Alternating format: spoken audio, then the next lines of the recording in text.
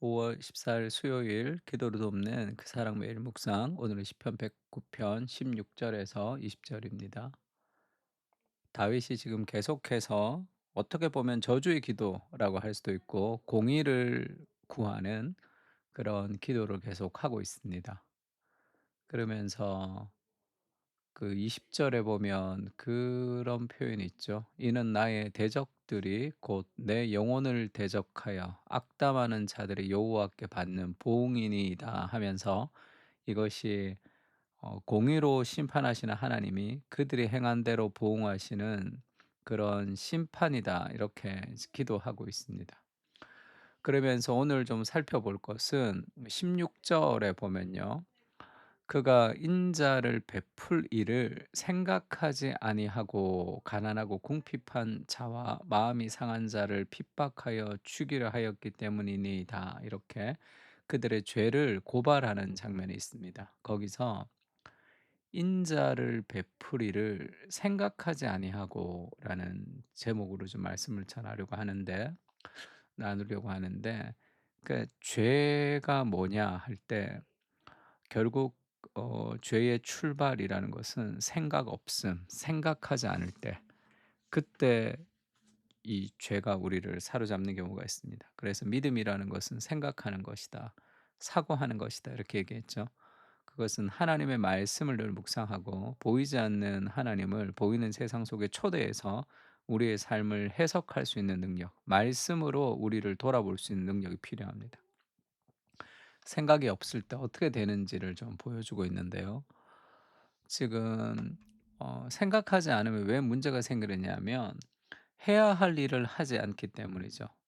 그 죄라는 것이 그래서 축복하기를 기뻐하지 않는 죄 이렇게 제목을 좀 붙여 봤는데 그가 인자를 베풀이를 생각하지 아니하고 가난하고 궁핍한 자와 마음이 상한 자를 핍박하여 죽이려 하였기 때문이니이다.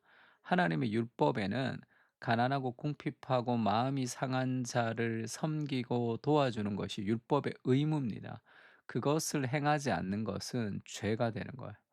그러니까 가난하고 궁핍하고 마음이 상한 자를 내가 돕지 않는 것, 그것을 죄라고 얘기하죠. 왜냐하면 그가 인자 베풀이를 생각하지 않았기 때문에.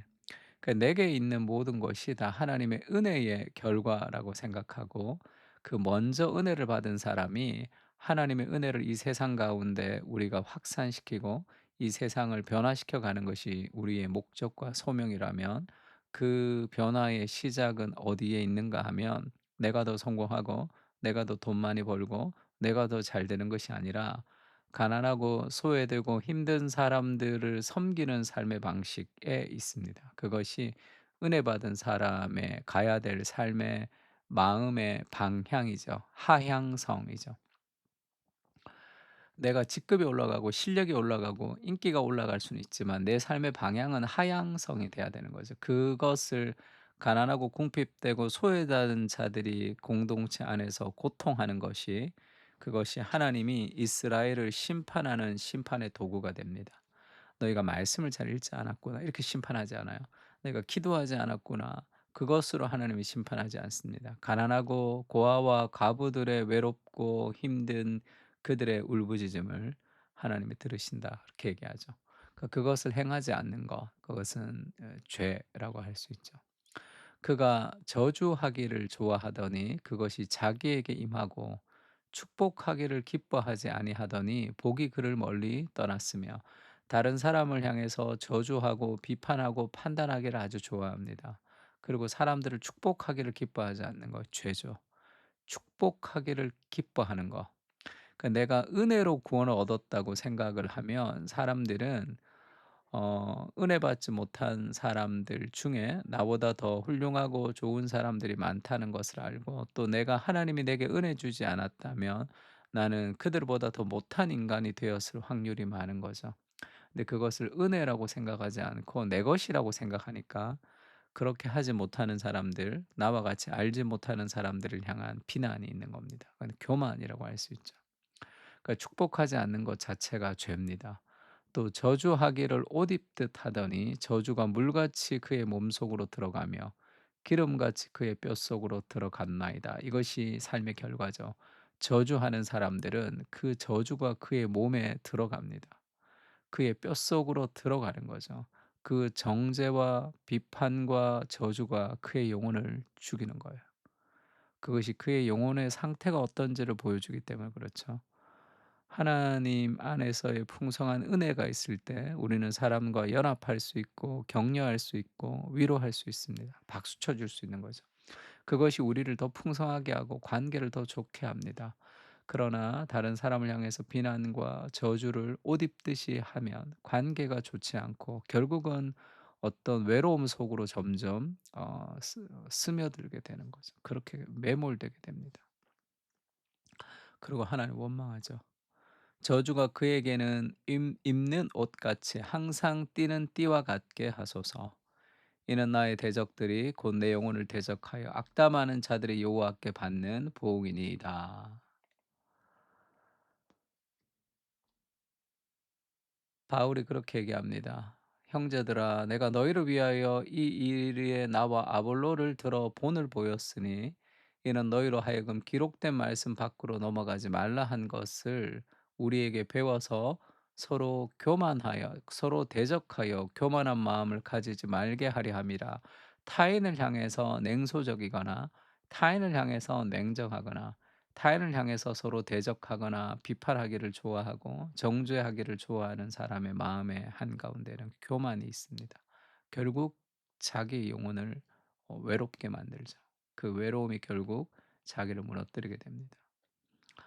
그래서 서로 대적하는 그 삶이 교만이 서로 대적하게 되는데 이 교만이 왜 일어나느냐 하면 은혜를 알지 못하다는 거죠. 7절에 이렇게 얘기합니다. 누가 너를 남달리 구별하였느냐?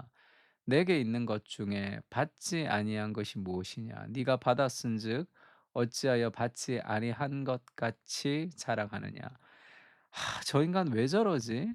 그러면 나는 그렇지 않은 거죠. 그러니까 내가 그렇지 않은 것은 하나님의 은혜 때문입니다. 내가 받은 거예요. 그렇지 않은 것으로 다른 사람을 비판하거나 비난하거나 정죄하거나 무시한다면 '나는 너보다 나은 존재야.' 그렇게 생각하는 것인데 그것은 하나님 주신 은혜를 자기의 것으로 취하는 표절의 죄를 범하는 겁니다. 하나님의 것을 내 것으로 가지는 거죠. 그래서 우리가 그런 격려와 위로를 할 수 있는 그것이 다 하나님의 은혜로부터 오는 거예요. 은혜를 알지 못할 때 우리가 그렇게 다 타인을 향해서 우리가 좀 냉정하고 냉소적이고 다른 사람의 잘못된 점을 찾아서 지적하고 그렇게 되는 거죠. 그리고 그 "축복하지 않는 것이 죄다." 이렇게 얘기하면서 야고보서에는 "사람이 선을 행할 줄 알고도 행하지 아니하면 죄니라." 이렇게 얘기합니다. 그래서 우리가 해야 할 일을 하지 않는 것도 죄고 하지 말아야 될 일을 하는 것도 죄죠. 그래서 적극적인 죄는 어떤 하나님의 기준을 넘어서는 것을 말하고요. 소극적인 죄는 내가 가만히 있는 것도 죄죠. 해야 할 일을 하지 않기 때문에. 서로 사랑하라, 원수를 사랑하라 이렇게 얘기할 때 미워하는 것도 죄지만 사랑하지 않는 것도 죄가 되는 거죠.